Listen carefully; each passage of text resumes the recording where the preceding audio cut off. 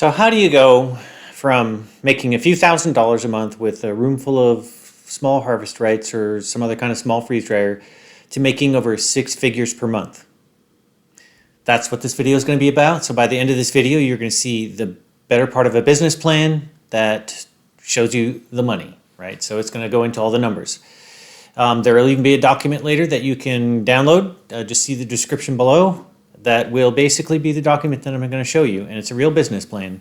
Well, at least, like I said, it's the better part of one. Thanks for clicking in. My name is Ligman. I'm an independent engineer and business owner, and I just have a long history in freeze drying. I know a lot about it, and I also know pretty much about the industry, right? Because I go around, I have a lot of different clients around, so I get a pretty good world sort of view of freeze drying in general. And that's where a lot of this information comes from. So the things I help clients with are, the equipment, the footprint, the utilities, the workflow, the ancillary equipment like walk-in freezers and packaging equipment and that sort of stuff. The labor, I can help them figure out how much to put into their business plan for labor costs, which all leads down to this ability to calculate an ROI for a business, right? And that's one of the most important things that you need to calculate when you're putting together a business plan. So this video is going to talk about that. If you need more in-depth help, just see the link below. I am doing a promo this month, which is going to basically get you a couple of hours one-on-one with me for just $100. And if you, well, that's actually a pretty good price, right? Because you pay something like $200 for an hour for a plumber these days, and I think this content is going to be a lot more valuable than a plumber, maybe a little less urgent. But just see the description below for links if you want to check out anything like that. All right, so here's your situation. This is the way I see it anyway. You've probably got a business already. It's probably a small business and it's growing. You have a customer base, and these customers are basically buying everything that you can make. And you might even have demand beyond what you can make. And maybe you're even pursuing a contract with somebody that is a pretty big contract. And now you need to think about, hey, how do I scale up? Or maybe you're just thinking about getting into the business altogether and you're wondering, hey, can I make any money at this? I'm going to help, okay? A couple of examples of customers that are like this. There's Milkify in Houston. I know these guys. They were on Shark Tank, so you can look them up on the old archives of Shark Tank. It's breast milk, right? They freeze dry breast milk so that mothers who are nursing can actually have a career at the same time. And also, it's really good for the prenatal care for like the intensive care units at hospitals where babies are prematurely born and they really need fortified breast milk for the first, I don't know, however long, just because they can't handle the liquid because their stomachs are too small, so they really need the extra nutrition. So they got an angel investor, right, on Shark Tank, but you don't need that. You just need a plan. You need a good product, and you need to do a little bit of, research. Go out to the farmer's market, sell some stuff. Make some stuff, sell some stuff, get a customer base, and then you're just going to take a little bit of a risk. And this presentation is going to show you, kind of what risk you're going to get into, what sort of prices we're talking about for commercial equipment, and what the ROI on that equipment will be. So another customer is Flatiron Foods, another client of mine. They're in Colorado. They do great work. Started with, I think, 25 or 30 harvest rights in a room, whole mitt full of employees, because it takes a lot of employees to operate a lot of harvest rights.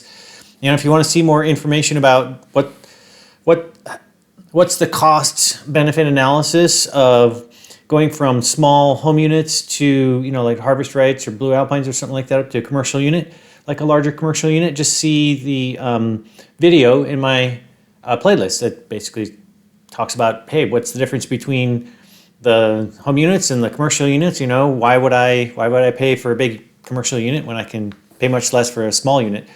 It's a very interesting video. There's a lot of good content in there. So anyway, the guy Josh at Flatiron Foods, he bought a 1,200-pound machine, right? That replaces 40 XLs all in one go, and it's just one little tiny footprint. So, because he needed to scale up, and he couldn't scale up with his harvest rates anymore. There's a couple of guys in Missouri. They started out with a mushroom farm and one harvest rate, and they started looking into it, and there's all kinds of interest. So they bought a couple of big machines, right? A couple of big 1,000,000 pound per year machines, and now they're a really good business. They're also, you can see them in the Freeze Dried Business channel, right? It's basically the interview with Boreas Freeze Dry. Great folks there. If you need some toll drying, that's part of what they offer, and they've got a lot of capabilities, so look them up. There's lots of stories like this, right? But they all have one thing in common, and that's that they found out that there's a lot of value add to freeze drying, right? I was speaking to a lady who works for a nonprofit organization who found, they basically gather produce that's about to expire from stores, and after talking to me, she realized that there's a lot of value add that they can make from getting this food and freeze drying it, as opposed to distributing it to charities and that sort of thing. They will still distribute a bunch to charities. It's just now that the nonprofit might become actual self-sustainable nonprofit, so it's going to really help their mission. But there's a lot of things too that you can freeze dry, right? There's mushrooms is one, but there's fruits, vegetables, herbs, meat for humans, meat for pets. I've seen coffee done, aloe vera for cosmetics and nutraceuticals, ice cream, candy, flowers, supplements, live cultures. Yep, live cultures. I've even seen antlers done, right? And even documents, right? Flooded documents can be freeze dried. They bring them all back to good condition. So, the thing about freeze drying is it gives you a really good cold. It's dried cold, right? If you don't know how freeze drying works, see my channel. There's a video about that. It's all dried cold, so you have full retention of colors, nutritions, structures, that sort of thing, and it just gives you really a superior product. So what kind of money are we talking about here, right? Well, we're going to actually go into the numbers. We're going to look at the projections, right? So what I'm going to do here is I'm going to pull up a document that is the document that I've made for a couple of clients that basically just shows you what your expected costs of production are versus the revenue that you'll get from production. And then you can see, hey, there's a real case here. If you want to move from freeze-drying candy to freeze-drying fruits and vegetables or other things, there's actually a real case for profits here.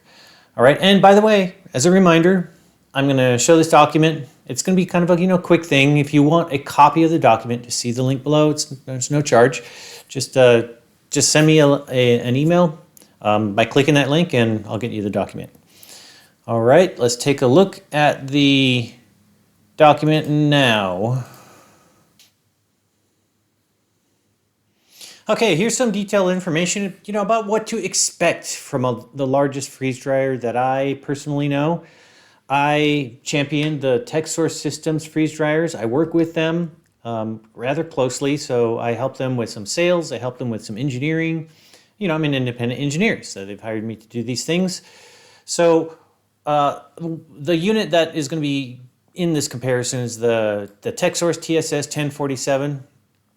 It's a really, really good freeze dryer. Their 1047 means 10 carts, 47 trays each, and there's 2 or 3 different generations of this unit now with different prices. If you want information about that, just reach out to me. I can get you that information. But one of the first things we have to look at in order to figure out how much product you can load into a machine like the 1047 or any other commercial machine is what kind of yield your product is going to give you. And what yield means is, hey, if I put in a certain weight of fresh fruit, in this case fresh frozen, how much is it going to weigh when it's dry, right? So I have aggregated a database here of a number of different things that have the water content, the average water content. Now remember, it varies, right? So if you have a Honeycrisp apple, it's going to have a different level of water in than, say, a Pippin, right? So, or a Granny Smith or something like that. So these are average numbers. So you'll notice that this is 86% moisture, this apricot, and so you could say, okay, well that means it's 14% solids, right? Because 100% minus 86 is 14%, but it says the yield is 17%. That's because you're going to have about 3% of your moisture left in your product when it's fully freeze-dried. 3% is very low moisture, right? You're gonna have a very crispy, crunchy, snappy product if you've got 3% left in here. So I've got things on this list which cover most of the fruits.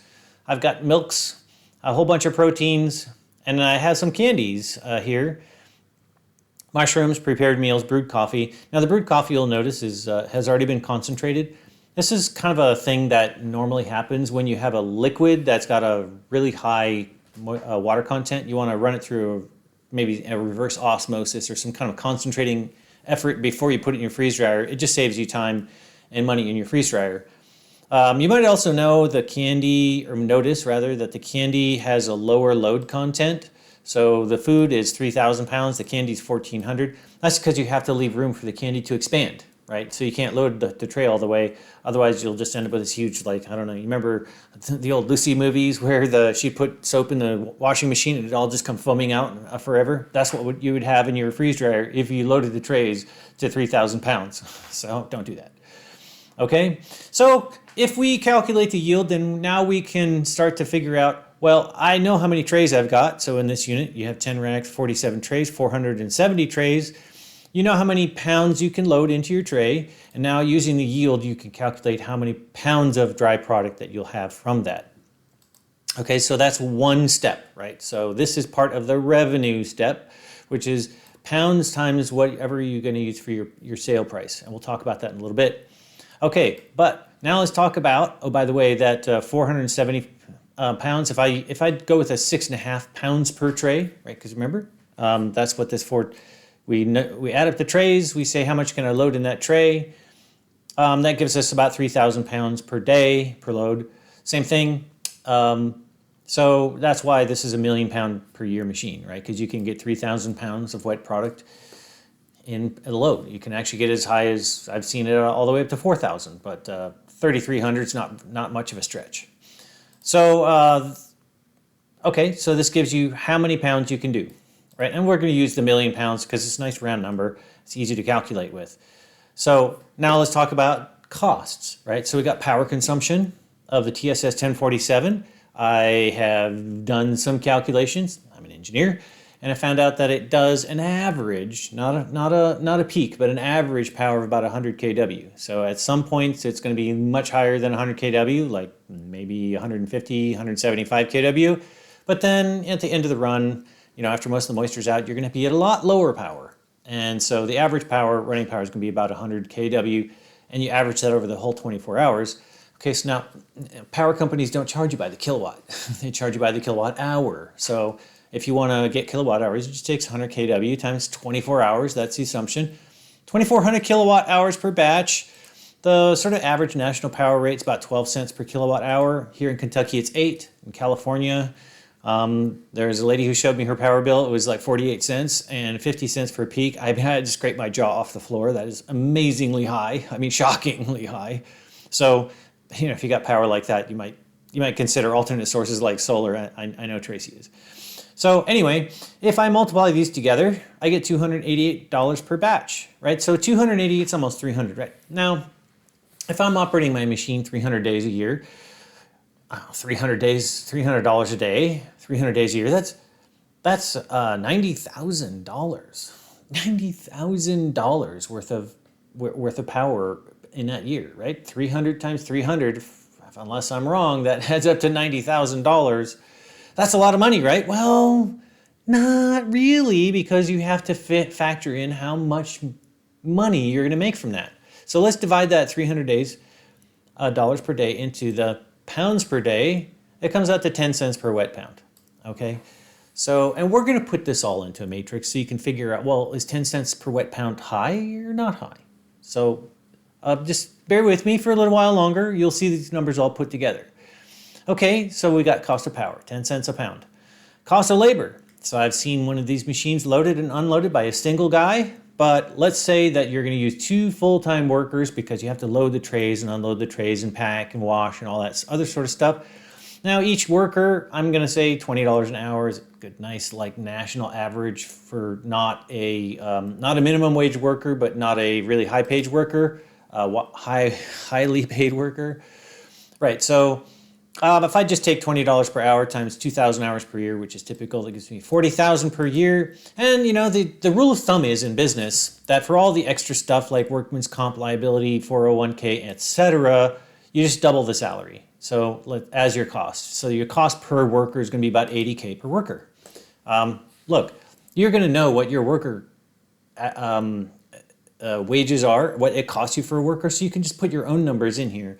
But this is what I'm using as an assumption. It's a pretty fair assumption, right? It's baking in a little bit of cushion, if you will. Anyway, so if I have two of those, then it's going to be $160,000 per year to pay my two workers. If I divide that into my million pounds per year, it's 16 cents a pound. All right, so we got power is 10 cents a pound, labor is 16 cents a pound. All right, let's talk about how much the equipment's going to cost, because you got to buy the equipment. So I have a good relationship with an equipment finance guy. He said that typical interest rates are going to be 9.5% to 11%, depending on your risk rate. And if you amortize it over 60 months and you're at the highest risk rate, then you should expect $30,000 per month as your payment for this machine. Annualized, that's $360,000. If I divide it over 1,000,000 pounds per year, that's 36 cents per wet pound. Again, just bear with me. This is all going to go into the matrix. So now we have power, we have labor, and we have cost of the machinery. What else do we have? Well, you have ancillary equipment, right? So you got 200K for that. If I amortize that the same way as before, it's gonna, and I put this payment over 5 years, it's gonna be around $3,500 to $4,000 a month.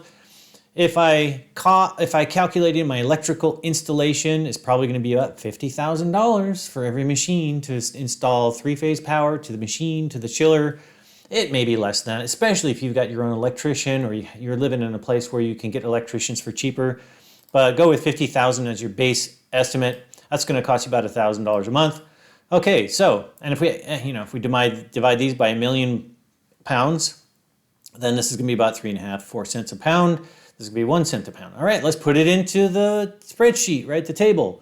All right, we've accounted for power, 10 cents, labor, 32, equipment, 36, ancillary 4, electrical work, 1 cent. So your total cost of operating, of processing material is going to be, on average, around 83 cents per pound. Wet pound. Per wet pound, right? Remember, we have a yield that we have to factor in later. Okay, so if you're doing toll processing, where somebody sends you the product, you freeze dry it, and you send it back to them in the box, you have no cost of goods, right? Because they're sending the goods. All right, so and typically the charge for that's about $2 a pound. So if you charge $2 a pound and your operating costs are 83 cents a pound, then your operating profit is going to be $1.17. That's really good. That's a great profit. In fact, when I was talking to a CPA from a major company that's looking at buying multiple machines from TechSource, the CPA was kind of worried. He said, well, that's a really high margin. And that means that there's going to be competition growing in this market. And let me tell you, these margins have been around for decades, at least 40, 50 years already. Nothing has changed here. In fact, I think the margins might be a little slimmer now than they were before, but they're still really good. So this industry has lots of legs. There's not enough production to meet the demand. Okay. Now, you might not do toll processing. Maybe you're going out and getting your own goods, and you're going to freeze dry them and sell them. Most people do this. This is actually the higher profit way to do this, right? So if you go get your own costs, or you get your own goods, and you're going to sell them. So you're going to pay about $1 a pound for apples, for example. What are you going to sell them for? Well, if I look on Amazon, it looks like an 8-ounce can is going to cost me about $30. So the list price on Amazon, and I just picked this one, but they're all kind of in this range, right? If I go to blueberries, it's It's 11 ounces for 32. So it's still going to be in the $60 per pound range. And by the way, freeze-dried apples are just delicious. They're just like candy. So keep those in mind. All right, but so I'm going to pay probably $1 a pound for the fruit. Now, you can get it cheaper than that from the farmer direct if you buy it by the container or the truckload or the pallet. You can get it cheaper than a dollar a pound, but you're still going to have some labor to clean it, you maybe chop it up. And some of that labor will be here, right? Because those 2 guys that we put on that machine, and they're going to need some work to do. So some of that might be included here. But let's just go with a dollar a pound, because I think that's probably a pretty good cost of goods, right? So if you're buying it for $1 and then you're adding another 83 cents in cost, that means your total cost is $1.83, but you're not selling wet pounds, you're selling dry pounds. Now this calculation doesn't matter for toll processing because you're charging by the wet pound, but when you're selling dry pounds, you have to figure this in. Now if I have $1.83, let's call it $1.80 just to be easy, and I have a 5x reduction in weight, and why do I say that? Well, look, my apples, it's about a 5x, right? 19% yield means I'm at just about at a 1/5, right? I put in 100 pounds, I get 19 pounds out, right? So that's pretty much a 1/5. So I need to take this number, this $1.83, and multiply it by a factor of 5 in order to get my cost of dry goods. It's the cost of goods processed plus the cost of processing, $1.80-ish, right? Times 5 is going to be $9. So you can call it 9.5 if you want to include the 83 cents, or if it's a little higher, you can calculate your own number. Let's call it $9 a pound because it's a nice round number. Now remember, on Amazon, it's selling for 60 a pound. But Amazon doesn't give you all your revenue, right? If you sell a can of, if you sell $100 worth of product on Amazon, they're going to take their 30% as their commission. So now you have 70, but then they're going to take an extra 10% for fulfillment by Amazon. And if you're going to be selling stuff on Amazon in high quantity, you should probably be using fulfillment by Amazon because I think it's a lot cheaper than doing it yourself. So you're talking about 40% total taken from Amazon. So you sell it for 60, you get 60%. Now you've got $36 per pound, per dry pound, is what your, per packaged dry pound, is what your revenue is going to be from that. So 36, your cost of goods is $9, right? $1.80 times 5, $9. So 36 minus 9, you got a really good healthy profit still there. But you're probably not going to be selling the most of your product retail on Amazon or Shopify or eBay or Etsy or anywhere else like this, or social media. Probably the bulk of your sales is going to be wholesale, right? So you're going to sell it to some distributor who's going to get it into Walmart or Target or gas stations or 7-Eleven or whatever it is. So you're not going to get $36 a pound. You probably only get $20 a pound, maybe $18 a pound. So if you figure $18 a pound, it costs you $9. You're selling for $18 a pound wholesale. Your margin is still quite good, right? You still have a healthy margin, which will help you pay for all of your other costs, your general administrative costs, maybe your accounting staff, basically the rest of what it costs you to run your company. And it needs to pay for that, right? So these machines, these production machines, you don't pay for them, right? It's $1 million machine, right? One of these £1 million machines is $1 million. But you don't pay for it. It pays for itself. And it pays for all these costs here, and it gives you a nice, healthy profit afterwards. So that this is your operating profit, right? So then you start taking out all your other expenses for running your business, and that gives you your net profit. So at the end of the day, the more you scale up into commercial production, the more money you'll make.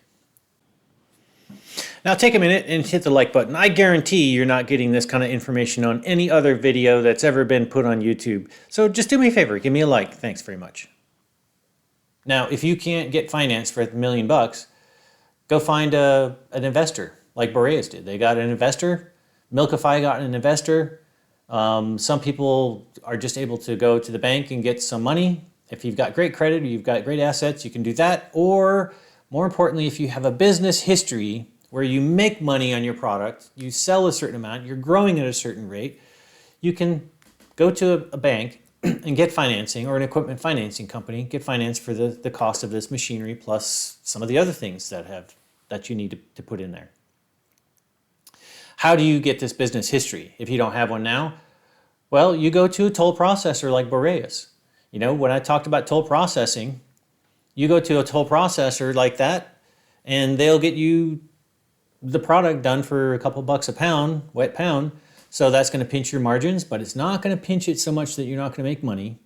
And more importantly, it's going to start establishing your customer base, right? So now you can actually take on some of those contracts. Somebody comes to you and says, hey, can you please do 10,000 pounds a week? Right now you're doing, 10,000 pounds a quarter, right? Not even 10,000 a month. So you can now take this contract, and it's going to get you through. It's going to build a business, a book of business for you, so that when you go to an equipment finance person, they're going to say, okay, I get it. You can make money with this. I'm fine with that. We'll give you the money. And the other thing it'll do is when you finally do decide to buy one of these machines, it's going to take you 6 to 7 months to get it in and installed and ready and running. That's the lead time. Bake that into your premises. If you choose a machine on short lead time, you're choosing for the wrong things.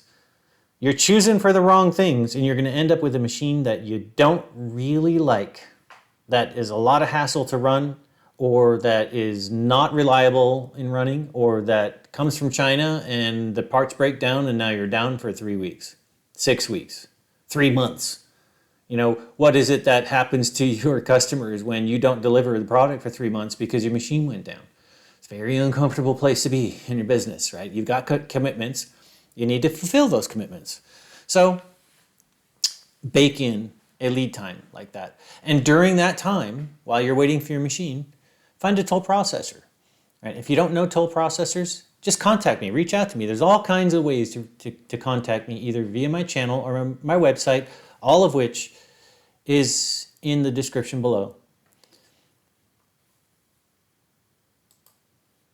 Now I've got this document, right? I said, you can just get this document to take a look at. It shows you what one of these big million-pound machines are, what they look like. Right, this machine's about 21 feet long, about 5 feet wide, and about 7, 8 feet tall. Right, vacuum pump. Then there will be a chiller that goes outside. Right, the refrigeration in commercial freeze drying must go outside. Right, if you've got a whole bunch of little units and they're running in your room, you're going to pay twice to pump that heat. You're going to pump it out of your freeze dryer once, and then you're going to pump it out of your building a second time. And by the way, you start putting all kinds of heat load on your building, you're going to have to upgrade your HVAC system, and you're not talking cheap here. You're talking tens to hundreds of thousands of dollars to cope with this kind of capacity that you put on your system. So keep that in mind, right? And if you want to know more in depth, remember, you can reach out to me. I'm running a promo, or you can just give me a call. The other thing is, if you want to know why it's really compelling to move from small freeze dryers, and you can get the same capacity, like this is 1 million pounds, right? This machine costs $1 million. But if I buy 100 XLs, I can get close to 1 million pounds a year, close to the same capacity, but it's only going to cost me like $750,000. That's a $250,000 delta, right? No, it's not, because now you have to have a dozen employees instead of 2. And you have to pull electricity for 100 units instead of 1, right? And that costs a lot of money. So just keep that in mind, that you don't really get something for nothing. Filling up a facility with a whole bunch of little freeze dryers, yes, they have quick lead time. And I'm telling you, if you're making your decision based on that, you're making it on the wrong premise. The best thing you can do for your company is to plan ahead and think ahead and make the best decisions for the best equipment, because remember, it pays for itself. Look, this machine costs $1 million. If you do toll freeze drying it at $2 a pound, the machine pays for itself in 1 year, right? Because you make $1 million of operating profit on that $2 million in revenue from toll freeze drying, right? And that's not even your highest revenue product. So the machine pays for itself. By the time it pays for itself a year later, you're not going to remember saving that few $100,000, because it's going to be a memory. What you're going to know about, what you're going to be stuck with is, do I have a machine that people love to use, right? They can just fill these carts and roll them from the freezer right in and roll them back out and roll them over to the packing tables and get them processing in the dried goods handling part? Or is it going to be something where I have to reach in with rods to pull out these big, huge, giant trays that are way too heavy and large and awkward for, people of shorter stature? I see many of these freeze drying companies are populated with women doing the work. That's one of the big demographics for workers in these places. And you think that, the 5'4", woman that is working on one of these lines can handle this 4x4 tray or whatever the dimensions are, that's packed with product, and she has to lift it up above her head? Forget it. Right? You're going to have to hire somebody that's got muscles just to do that. But you don't have to do that with these carts, right? Because they're all small trays. There's just a lot of them. So just think about that. Those are all things to think about. And if you want to see a really good video that's all about, hey, why would I do a big commercial machine instead of a whole bunch of little ones? Just watch this video right here.